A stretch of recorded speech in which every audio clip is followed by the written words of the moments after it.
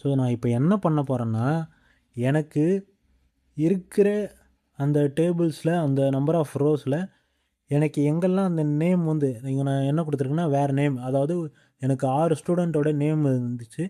அந்த நேமில் எனக்கு எங்கெல்லாம் யாரோட நேமெல்லாம் ஏல ஸ்டார்ட் ஆகுதோ அவங்களோட நேம் மட்டும் எனக்கு வேணும். ஸோ அதனால் நான் என்ன பண்ணுறேன்னா, ஸ்டார்டிங் லெட்டர் எப்பவுமே கேப்ஸில் இருக்கிறதுனால நான் கேபிட்டல் ஏ கொடுத்துக்கிறேன். ஸோ ஏ பர்சன்டேஜ் கொடுத்துருன்னா ஏல ஸ்டார்ட் ஆகி யாரோட பேர்லாம் இருக்கோ அவங்களோட பேர்லாம் எனக்கு பிரிண்ட் ஆகிடும். ஸோ இங்கே பார்த்தீங்கன்னா அருண், அஞ்சலி.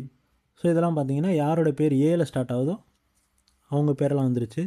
இப்போ நம்ம யாரோட பேர்லாம் ஏல முடியுதோ அது பார்த்தோம்னா நம்ம இந்த பர்சன்டேஜ் சிம்பிளை முன்னாடி கொடுத்துட்டு நம்மளுக்கு தேவையான கேரக்டரை பின்னாடி கொடுத்துக்கலாம். So percentage.